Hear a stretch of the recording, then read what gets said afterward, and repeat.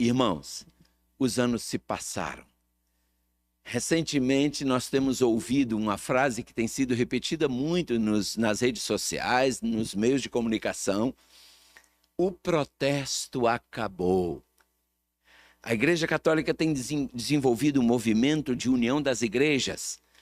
E ela está dizendo, olha, não precisa, por que a gente vai ficar brigando? Vamos nos unir, vamos esquecer nossas diferenças, vamos concentrar no essencial, o amor, vamos lá, nós somos uma família.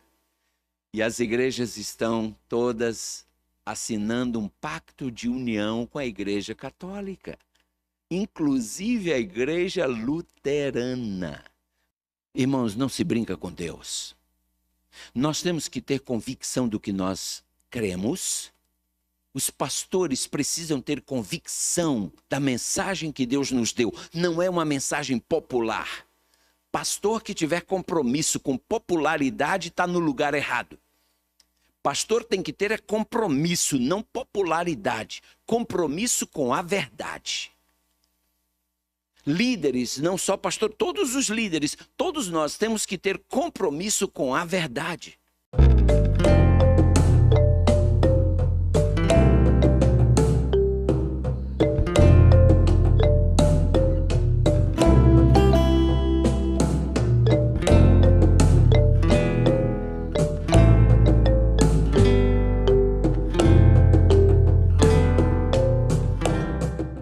Abra sua Bíblia comigo, vamos ver o que diz o texto de Amós, capítulo 9, versículos 9 e também versículo 10. Amós é um dos profetas menores, logo depois do livro de Daniel, que é um livro mais fácil de achar, não é isso? No Velho Testamento, Ezequiel, Daniel, aí vem Oséias, Joel, Amós. Então, depois que você passar Daniel, você vai se deparar com os livros chamados profetas menores. O primeiro deles é Oséias, o segundo é Joel, o terceiro é Amós. Aí você chega no livro de Amós. Amós, capítulo 9, leremos os versículos 9 e também o versículo 10. Você que tem sua Bíblia no formato de papel, eu peço a você que abra. Você que tem a Bíblia no formato eletrônico poderá abri-la também. E se por um acaso você estiver aqui sem a sua Bíblia, seja no formato de papel tradicional ou eletrônico, nós colocamos o texto na tela para você. Amós capítulo 9, versículos 9 e também versículo 10. Deus aí está dizendo, pois eis que darei ordens e farei o quê? Sacudirei o quê? A casa de Israel em todas as nações, assim como se sacode grão no crivo. Todavia, não cairá sobre a terra um só grão. Morrerão à espada todos os pecadores do meu povo, os quais dizem, o mal não nos alcançará, nem nos encontrará. Irmãos, aqui Deus está se utilizando de uma linguagem, eu diria, da vida agrícola. Aqueles dos senhores familiarizados com a vida agrária sabem do que é que Deus está falando aí por meio do profeta Amós. Ele diz que vai sacudir o seu povo, sacudir a casa de Israel. Portanto, irmãos, escutem, essa não é uma mensagem para o ímpio, lá de fora. Não, essa é uma mensagem para nós, povo de Deus. Deus vai sacudir o seu povo. Como o grão é sacudido, não é isso? Nós lemos aí na peneira. Nós vimos aí, assim como se sacode o grão no crivo. Eu, quando garoto, eu trabalhei na vida agrária, eu trabalhei nas nossas escolas no Brasil, o regime internato. São fazendas de tamanho razoável, onde a gente trabalha em diferentes partes. Eu trabalhei na colheita do arroz, no plantio do arroz, trabalhei na leiteria, tirando leite do gado, eu trabalhei capinando, eu trabalhei de várias maneiras. E quando você está parando, por exemplo, numa colheita do feijão, você malha o feijão primeiro, não é isso? Para que ele saia daquela vagem, não é isso que ele vem? E depois você coloca o feijão dentro de uma peneira e joga para cima e assopra para que o vento leve a palha e vá deixando apenas o grão. E quando fica o grão, você ainda sacode a peneira, o que acontece? Cai no chão os grãos miúdos, na verdade, aqueles grãos que não estão saudáveis, aqueles grãos murchos. Eles passam pelo buraco da peneira e caem, e ficam na peneira apenas os grãos saudáveis, os bons, os melhores. Queridos, é exatamente isso que Deus diz que fará com o seu povo. Deus irá sacudir o seu povo. Jesus Cristo, quando falou da sua igreja, do seu povo, Jesus comparou a igreja, comparou o seu povo a um campo no qual foi semeado trigo. Mas aí veio o inimigo e semeou o que no meio? O joio, que é uma imitação do trigo, porém não produz nada. E os ceifeiros queriam logo resolver o problema, disseram: mestre, deixa com a gente que nós vamos arrancar o joio. Ele disse: não faça isso, porque vocês vão acabar arrancando o trigo também junto. O joio e o trigo são muito parecidos. Ele disse: espera, não tenha pressa, espera até a colheita. Na colheita, trigo vai produzir trigo, o joio não produz nada, o joio só tem folha. E aí vocês poderão colher o trigo e colocar no armazém, e agora sim colhe o joio e queima. Queridos, eu quero iniciar minhas considerações nessa noite, lembrando a minha amada igreja de que meramente ser membro da igreja não é garantia de salvação. Muita gente pensa que só porque um dia se batizou e agora é membro da igreja, já está salvo. Não se iluda. Porque existe uma diferença entre conversão e mera convicção. Existe uma diferença entre a pessoa experimentar uma transformação de vida e apenas ter adquirido conhecimento. Uma religião, queridos, que não passe daqui para aqui, não salva ninguém. Muita gente vai se perder tendo todo o conhecimento teológico, porque tudo ficou apenas aqui, nunca veio para aqui. É uma ilustração, né? Nunca veio para o coração, nunca transformou a vida. Eu conheço pessoas que são hábeis em debater e ganham todas as discussões quando o assunto é Bíblia, conhecem demais. Mas quando você olha para a vida delas, dá uma tristeza, porque elas conhecem, mas não vivem. Veja o que nós lemos no livro Eventos Finais, página 172. Ali diz assim: é uma solene declaração que faço à igreja, de que nenhum, entre quantos? Entre 20 dos nomes que se acham registrados nos livros da igreja está preparado para finalizar a obra terrestre. E achar-se-ia tão verdadeiramente sem Deus e sem esperança no mundo como o pecador comum. Os que tiveram oportunidades para ouvir e aceitar a verdade e se uniram à Igreja Adventista do Sétimo Dia, considerando-se o povo de Deus, que guarda os mandamentos, mas não possuem mais vitalidade e consagração a Deus do que as igrejas nominais, serão atingidos pelas pragas de Deus tão verdadeiramente como as igrejas que se opõem à sua lei. Irmãos, vejam como é solene esse pensamento. Não basta apenas sermos membros de uma igreja, queridos.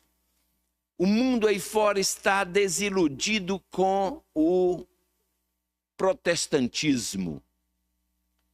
Que de protestante já não tem mais nada.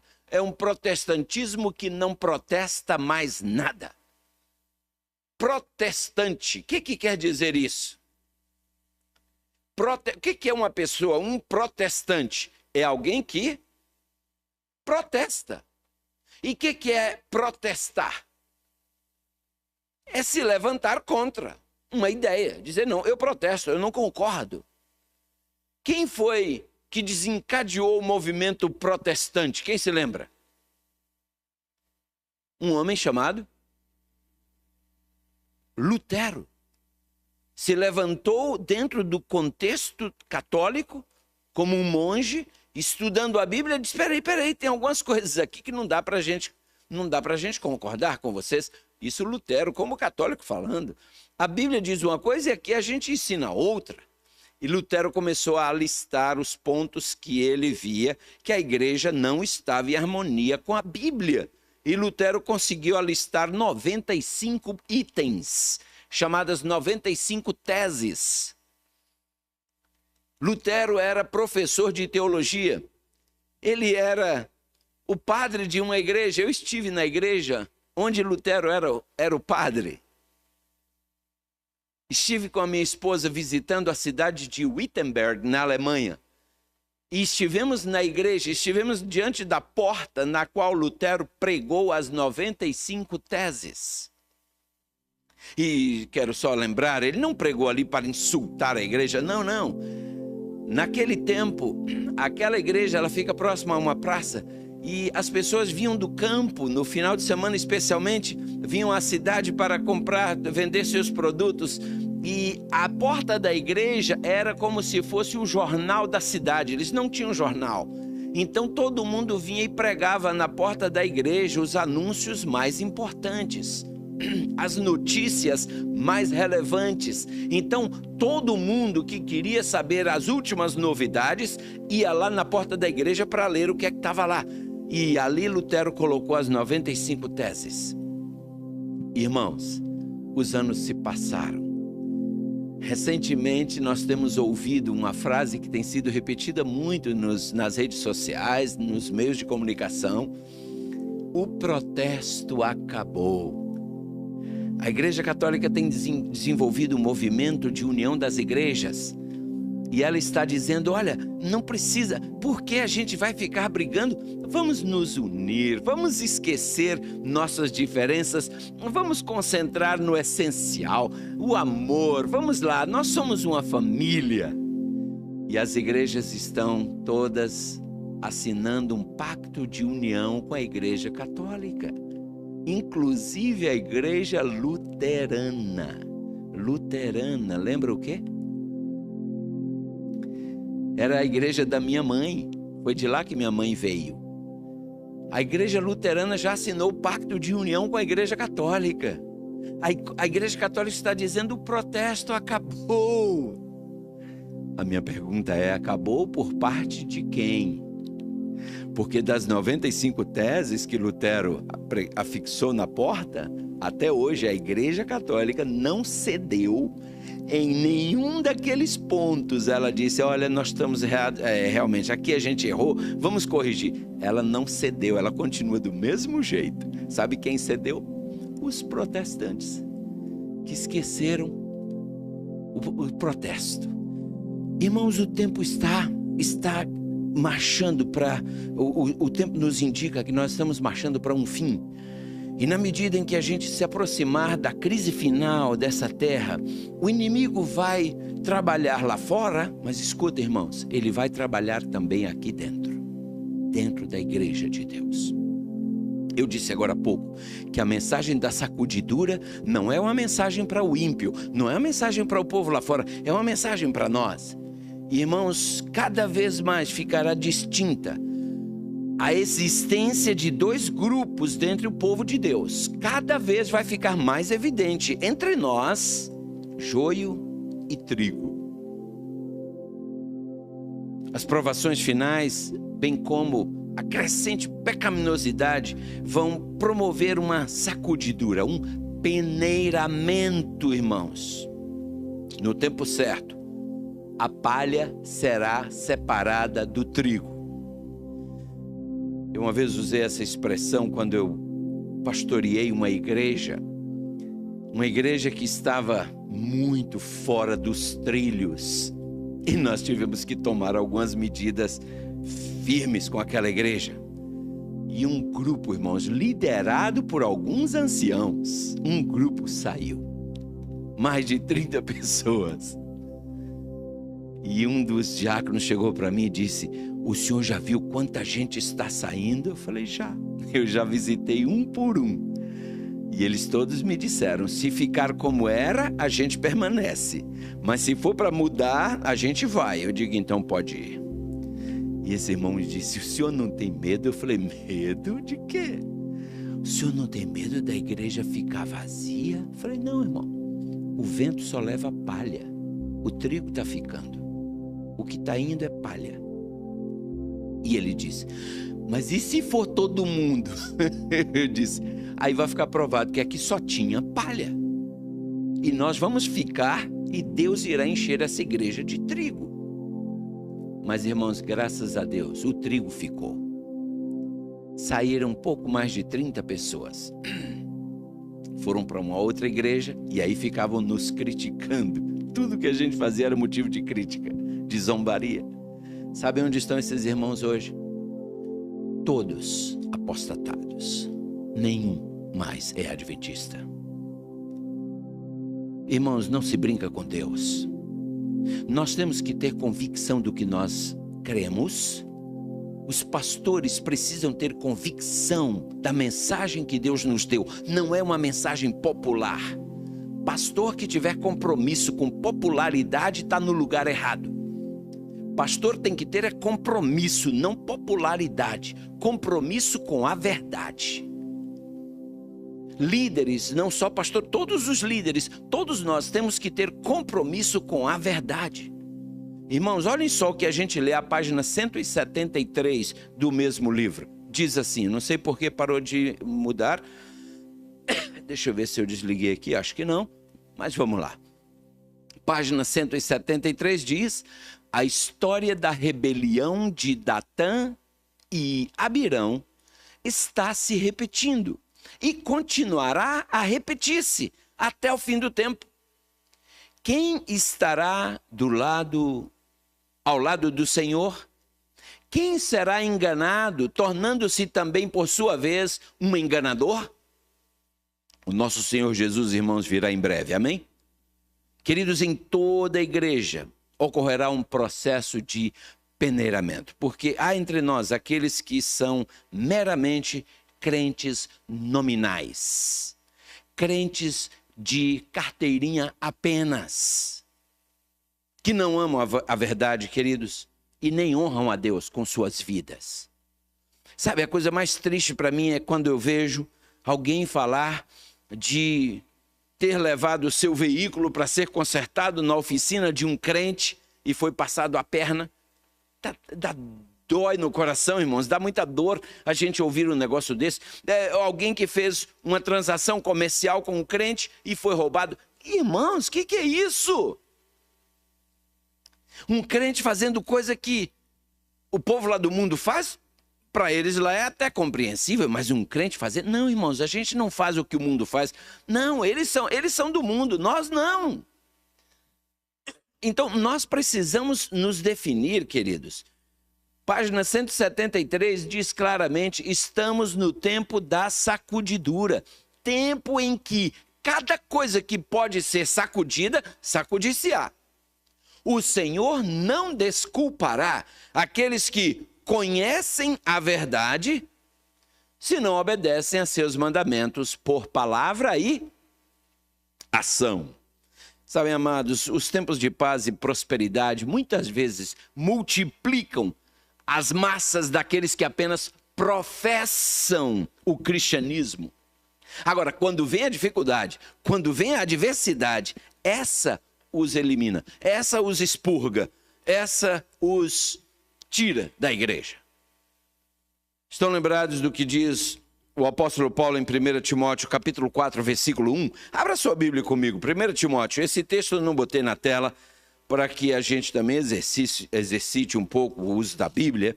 1 Timóteo capítulo 4, versículo 1. Olha só o que diz Paulo aqui. 1 Timóteo capítulo 4, versículo 1. Na minha Bíblia eu leio assim: mas o Espírito expressamente diz que nos últimos tempos acontecerá o quê, irmãos? O que acontecerá? Apostatarão alguns da fé, dando ouvidos a espíritos enganadores e a doutrinas de demônios. Irmãos, escutem. nessa era de redes sociais tão populares, há tanto ensino errado, tanta mentira, tanto engano nas redes sociais. As pessoas estão ficando confusas, porque as pessoas estão cada vez mais curiosas. Elas querem apenas saber qual é a última novidade. Compromisso com a verdade, poucos estão preocupados com isso. E muitos vão apostatar-se da fé, dando ouvidos a espíritos enganadores e a doutrinas de demônios. Como é que você sabe que uma doutrina é uma doutrina de demônio? Quando ela não é de Deus. E como é que eu fico sabendo se ela é de Deus ou não? Só tem uma maneira: se eu estudar a Bíblia. Por isso o diabo fará de tudo para que você e eu não tenhamos tempo para estudar a Bíblia. O diabo fará de tudo para que você e eu fiquemos longe dessa verdade. Por isso muitas igrejas hoje, irmãos, têm um sistema, uma liturgia envolvente até. Muita música, muito barulho, muita excitação, muita agitação. E as pessoas entram em transe, elas ficam ali dentro num clima que o dia que elas vêm aqui, elas dizem, aqui é meio sem graça, não tem vida. E as pessoas saem dizendo, eu senti o Espírito Santo. Cuidado, você pode ter sentido apenas a adrenalina injetada no seu sangue. Tem nada a ver com o Espírito Santo. Elias um dia pediu para ver a glória de Deus. Estão lembrados? Houve relâmpagos, houve trovões e Deus se manifestou no meio daquele barulho? Não. Depois houve um vendaval, Deus se manifestou? Não. Na hora que veio a calma, aí sim Deus se manifestou. Irmãos, o barulho ele tem um objetivo, é nos tirar do nosso equilíbrio. Preste atenção quando você estiver assistindo alguma coisa na televisão. Preste atenção. Quando entra a propaganda, o volume sobe. Eu não sei se você já notou isso.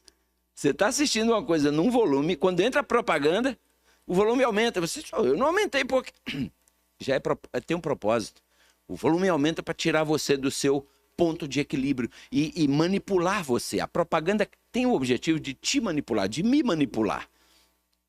Então esses movimentos que tem muito barulho, irmãos, é só com um propósito: nos tirar do nosso racional, nos tirar do equilíbrio e nos fazer vulneráveis, manipuláveis.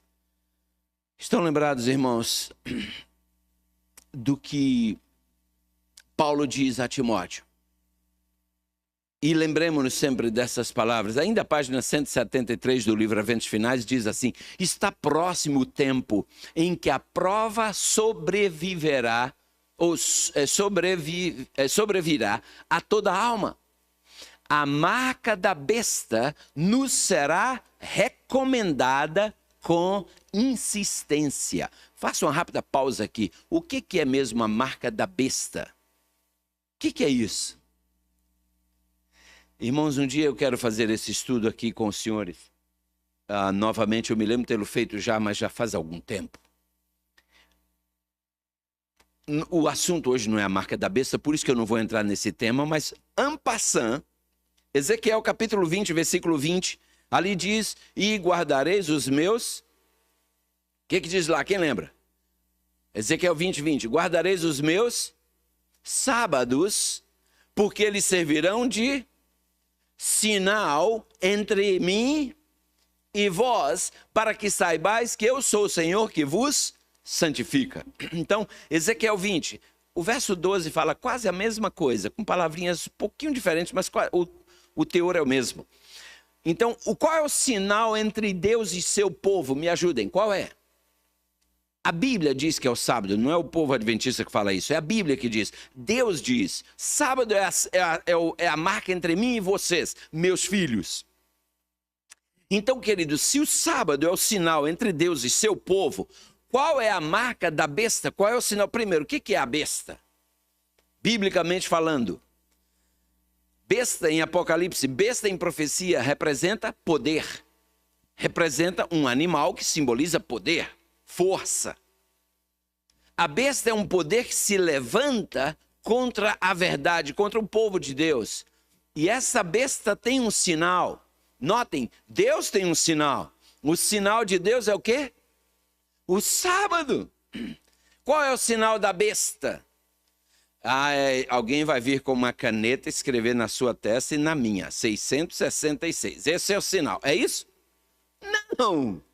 Não, vamos botar um chipzinho debaixo da pele da nossa pele. Aquele chip é o sinal da besta. É isso? Não tem nada a ver.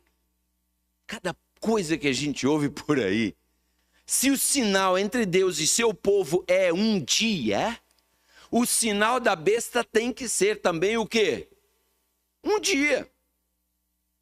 Se o sinal entre Deus e seu povo é o sábado, o sinal entre a besta e seus seguidores é o domingo. Depois a gente pode elaborar mais sobre isso. Eu prometo uma vez trazer aqui depois um estudo só sobre isso, mais a fundo.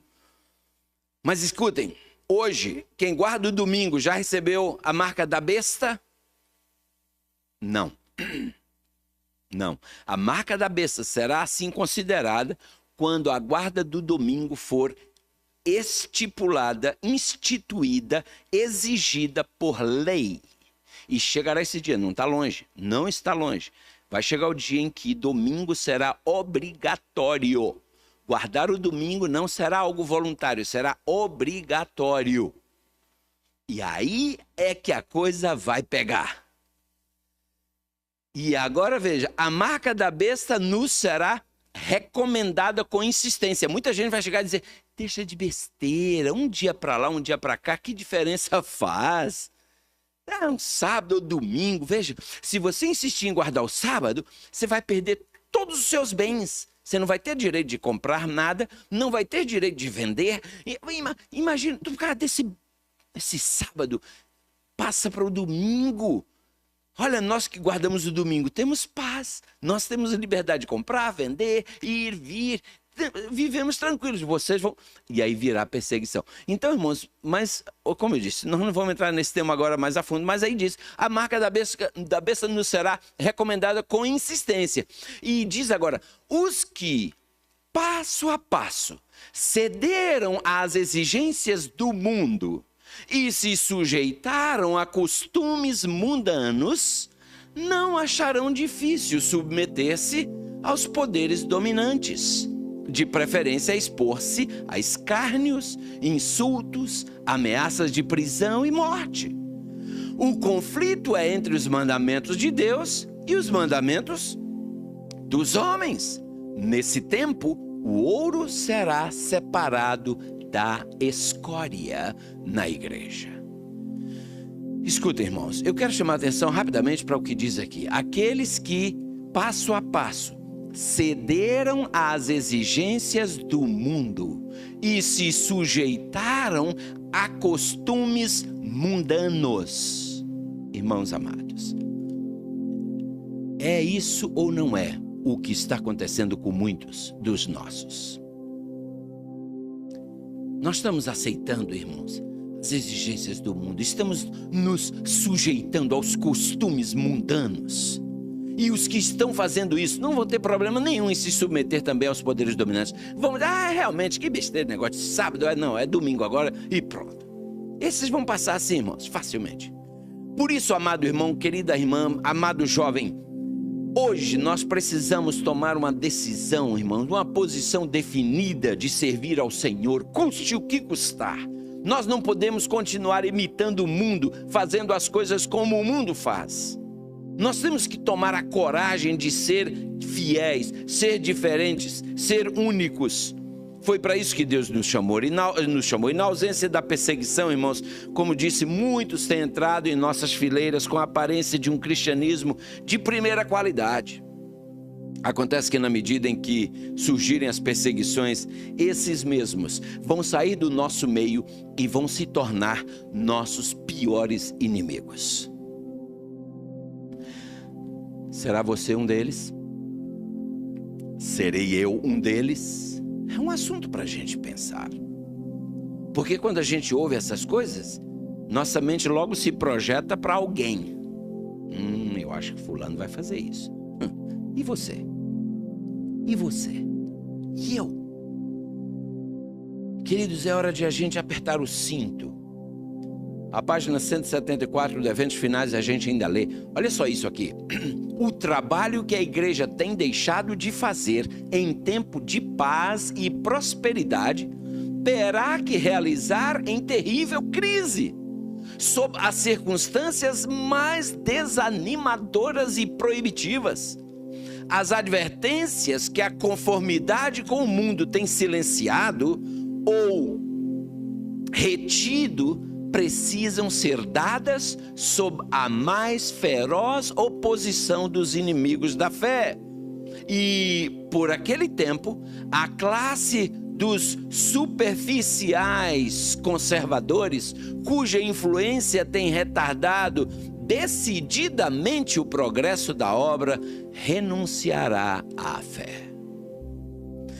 Irmãos, hoje eu conversava com um pastor na minha vinda para cá, e esse pastor me dizia de alguém que entrou na sua igreja, um pastor adventista. Ele me disse, olha, eu estava pregando, entrou um casal. Nunca havia visto aquele casal na igreja, foi a primeira vez que aquele casal entrou na igreja. E ele disse, eu segui pregando. E ao final, aquele moço me procurou. E ele disse que o moço falou para ele, aqui na América, isso aconteceu. Ele disse, o moço é português. E ele disse para mim, o pastor falando, há muito tempo eu estou procurando. E primeiro ele disse, já fazem anos, muitos anos que eu não ponho o meu pé numa igreja. Porque eu já vi que hoje está uma confusão, é tudo a mesma coisa. Mas hoje eu decidi vir aqui. E olha bem, ele não sabia ainda o que é que a gente ensina, não sabia de nada. Aí ele começou a conversar com o pastor. Quem me contou isso foi o pastor. E ele disse, isso foi agora recente. Ele disse, olha, ele disse para mim, eu estou procurando uma igreja que guarda o sábado. Porque eu não tenho igreja, eu não tenho filiação com nenhuma igreja, mas eu leio a Bíblia, eu estudo. E na Bíblia, o que eu encontro é que o sábado é o dia do Senhor. Olha só, falou mais para o pastor, estou procurando uma igreja que não coma carne de porco, porque Deus proíbe na Bíblia.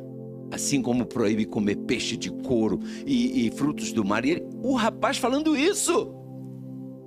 E começou e foi falando, e o pastor falando comigo que ele estava se segurando. E no final disse que ele virou para o pastor e disse, o que é que você me diz de tudo que eu te falei? O pastor falou para ele, o que eu quero te dizer é que você é adventista e nem sabe. Irmãos queridos, escutem. O Espírito Santo está trabalhando. Os sinceros estão aí fora, irmãos, cavando fundo e descobrindo essas verdades que a Bíblia contém. Esses sinceros vão começar a entrar na porta sem que a gente chame. Deus os irá trazer. E os insinceros que estão entre nosso meio vão ter que sair. Então, amado irmão, você e eu temos somente uma opção. Apertar o cinto e permanecer firme, amém? Porque eu quero ir para o céu, eu não quero chegar perto. Irmãos, o mundo está de cabeça para baixo. Estou voltando do Brasil. E eu vi algumas cenas no Brasil que eu dizia, uau, eu não via isso há poucos anos atrás, olha como a coisa decaiu. Mas não é só o Brasil, o mundo está assim. Estou falando do Brasil porque eu comparei com as outras vezes que eu ia lá. Na medida em que nos aproximarmos do fim, irmãos, ao Satanás observar que Deus está abençoando o seu povo e está preparando o seu povo para discernir os enganos dele, ele vai trabalhar com uma magistral capacidade para introduzir dois extremos entre nós. Sabe quais são? Ele vai tentar introduzir entre nós o fanatismo por um lado e o formalismo por outro lado. Nós temos tido, aqui e acolá, aparece entre nós algum fanático. Havia um aqui entre nós, até há pouco tempo, ele se foi. E esse indivíduo, com todo o seu fanatismo, abandonou sua esposa. E eu disse a ele, Biblicamente, você não pode se casar. Enquanto sua esposa permanecer fiel ao voto matrimonial, você não pode se casar. Mas eu estou sabendo que ele está planejando casar-se. Não é membro mais da nossa igreja. E eu fico pensando, veja, o problema é esse, irmãos. O fanatismo leva o indivíduo a um extremo e dali ele fica criticando todo mundo, apontando o dedo, vendo erros, vendo defeitos em todo mundo. Geralmente essas pessoas têm um sério problema dentro delas. Na medida em que as aflições se intensificarem ao redor, irmãos, vão acontecer duas coisas entre nós. Por um lado, irmãos, vai haver entre nós muita união, mas também vai haver entre nós separação. E nós temos que estar preparados para isso. Temos que estar preparados para isso, irmãos, porque joio e trigo não vão conseguir permanecer juntos por muito tempo. Eu quero rapidamente ler com você o que disse João Calvino. Numa das suas cartas, ele escreveu o seguinte: o cão late quando seu mestre é atacado. Eu seria um covarde, ele falou, se visse a verdade ser atacada e continuasse em silêncio, sem dizer nada. Irmãos, nós temos falado algumas vezes aqui desse púlpito. É preciso muita coragem para levantar e falar, mas também é preciso muita coragem para sentar e ouvir. Abra comigo sua Bíblia em 1 Timóteo, não, 2 Timóteo. 2 Timóteo, capítulo 4, versículo 2. Por favor, leia comigo 2 Timóteo, capítulo 4, versículo 2. Olha só o que Paulo escreve aqui para o seu filho na fé, Timóteo. 2 Timóteo, capítulo 4, versículo 2. Paulo foi o instrutor do pastor Timóteo. Pastor Timóteo era um pastor jovem ainda. Paulo diz para ele aqui o seguinte: que faças o quê? Que pregues a palavra. Insista, ou seja, instes, a tempo e fora de tempo. Redarguas, repreendas, exortes, com toda longanimidade e doutrina. Irmãos, muitos hoje estão à busca de uma igreja onde você entre, o louvor te transponha ou te transporte para os prazeres do mundo, porque hoje muitos louvores são os mesmos do mundo, o mesmo estilo musical, só bota uma letra que tem a ver com Deus para tapear. E muitos querem isso. Eu quero estar na igreja, mas desde que eu não perca o sabor do mundo. Eu quero ouvir uma mensagem, mas não venha mexer no meu pecado. Não mexa na minha zona de conforto, senão eu vou embora. E aí as mensagens são mais ou menos assim: Deus te ama, a graça de Cristo te basta. Você pode continuar, Jesus no final vai te abraçar, ele é tão bonzinho, ele não vai deixar você fora do céu. Aí as pessoas dizem: oh, essa igreja é boa, é aqui que eu quero ficar. Paulo diz para Timóteo: Timóteo, não entra por esse caminho não, meu filho, pregue a palavra. Insista, né? Instar, é a mesma coisa que insistir, a tempo e fora de tempo. Chama a atenção desse povo, redargua, repreenda, exorte. Ezequiel capítulo 2, versículos de 1 a 7, se você puder ir comigo até o Velho Testamento agora.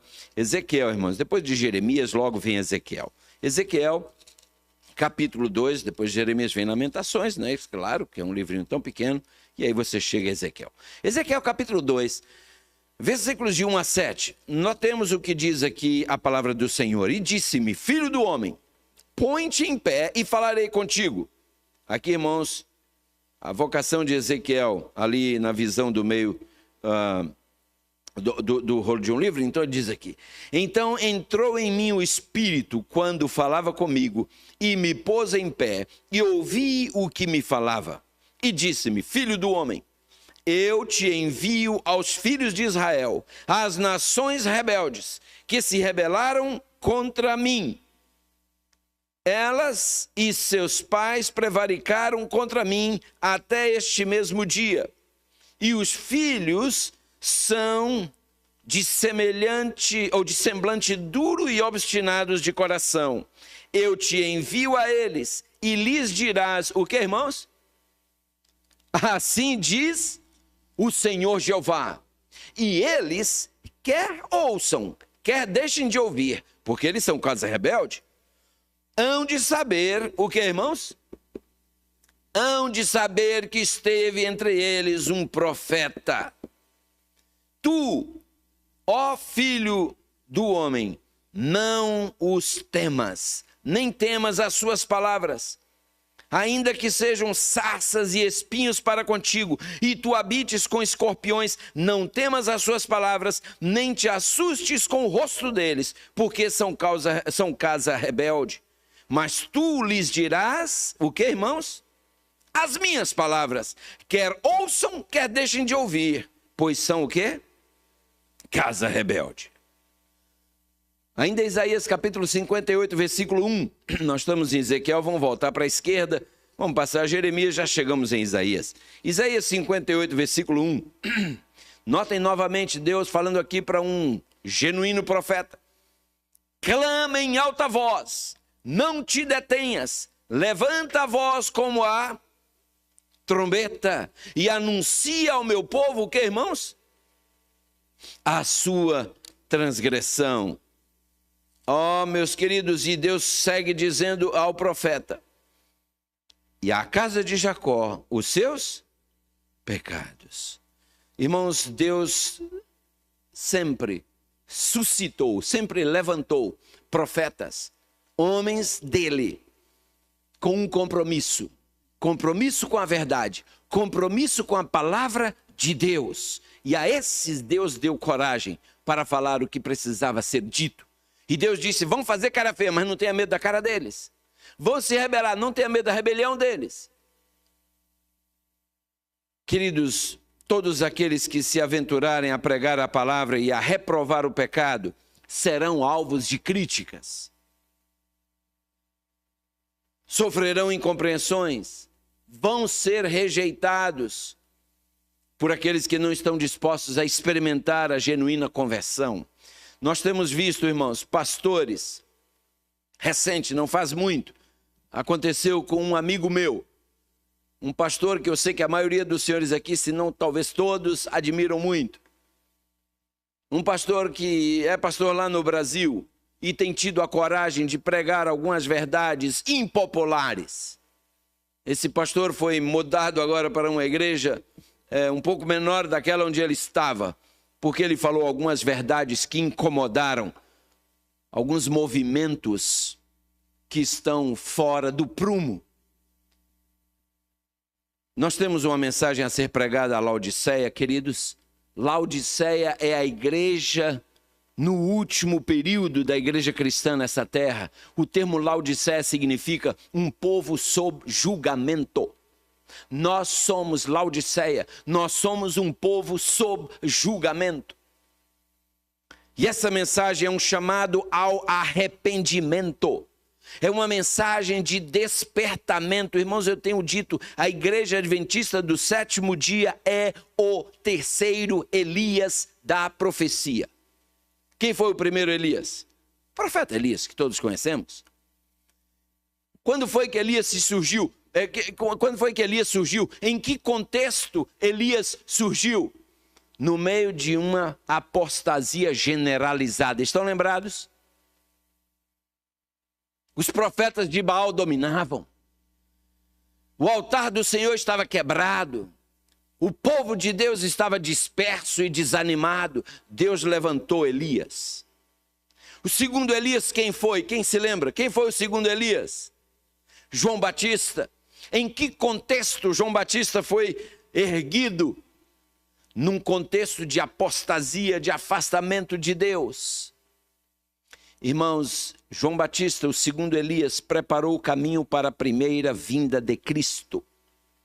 O terceiro Elias tem a missão de preparar o caminho para a segunda vinda de Cristo. Esse terceiro Elias tem uma tríplice mensagem a pregar.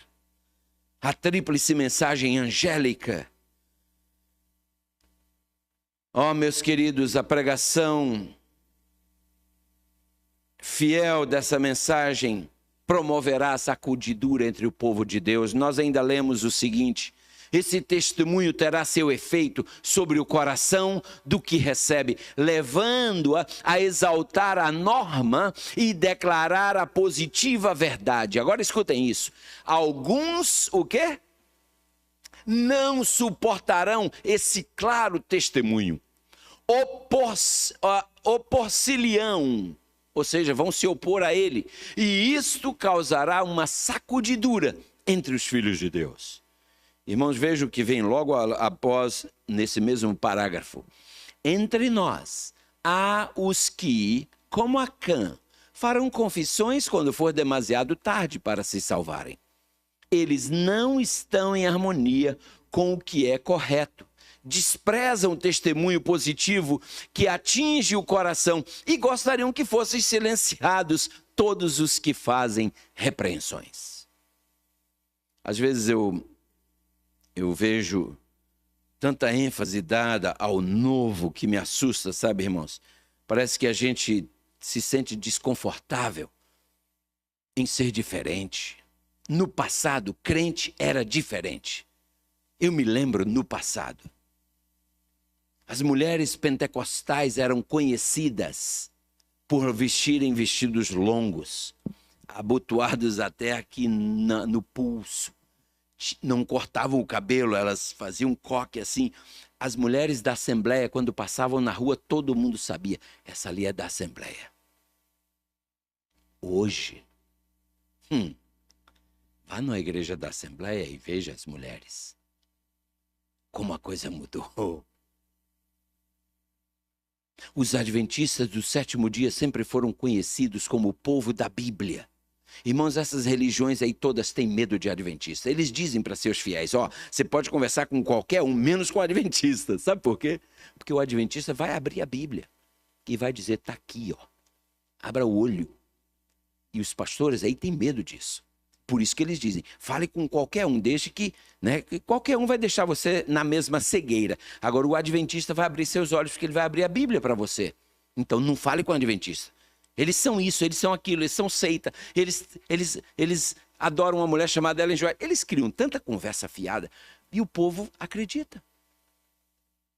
Irmãos, alguns parecem até haver deletado de suas Bíblias as palavras do profeta Jeremias, capítulo 6, versículo 16, que diz ali, Deus falando através do profeta Jeremias: ponde-vos nos caminhos e vede, e perguntai, por quê, irmãos? Perguntai por quê?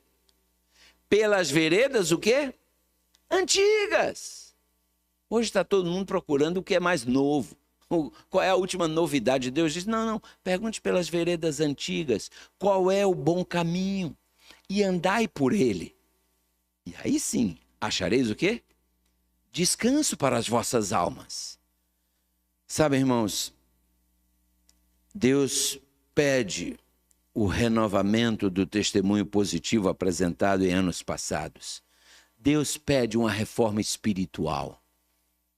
Nós temos que tomar muito cuidado, irmãos, com aqueles entre nós que promovem dissensões.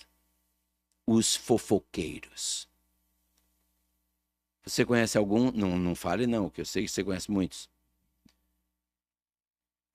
Tome muito cuidado com os fofoqueiros. Com aqueles que têm muita pressa de levar a última novidade. Eu gostaria de ter tempo, irmãos, para pregar todo o sermão que eu preparei. Mas eu tenho que concluir. Porém, eu quero ainda ler rapidamente 1 Coríntios 5, versículo 11. Eu coloquei aqui na versão linguagem de hoje, a nova versão linguagem de hoje, por isso está ali NVLH, nova versão linguagem de hoje. Esse texto está na sua Bíblia. As palavras são um pouquinho diferentes, mas o contexto é o mesmo. Mas na linguagem de hoje diz assim: o que eu digo é que vocês não devem ter nada a ver com ninguém que se diz irmão na fé, mas é o quê?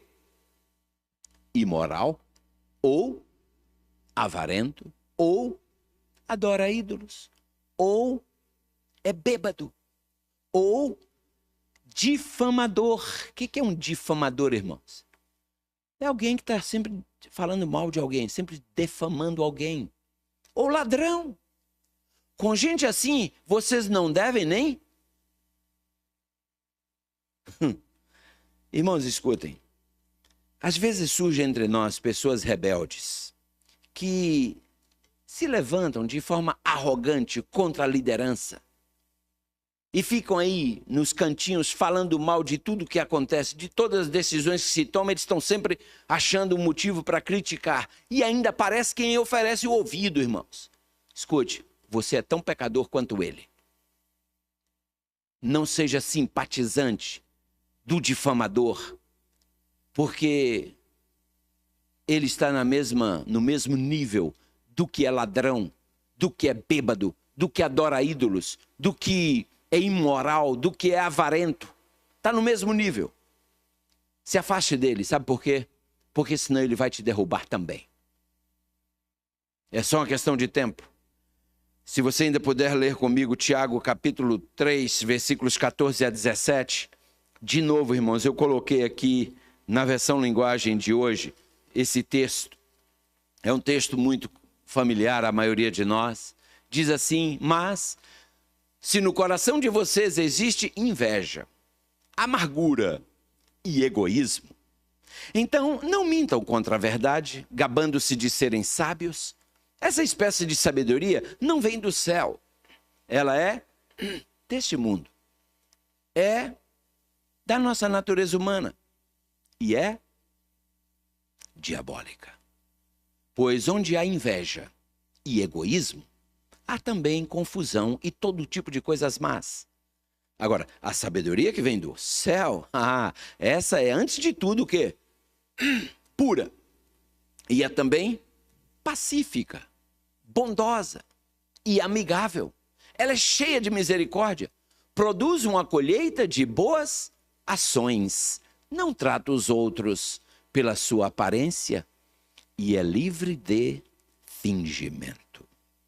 Irmãos, eu concluo. Teria várias outras coisas, mas eu tenho que concluir. Eu quero dizer apenas aos senhores uma coisa. Jesus está voltando. Sua igreja será sacudida. E a igreja de Cristo é você. A igreja de Cristo sou eu. A igreja de Cristo somos nós. Irmãos, apertemos o cinto. Essa pandemia, para mim, ela é um dos sinais de que nós estamos no tempo do fim. Claro que ela é.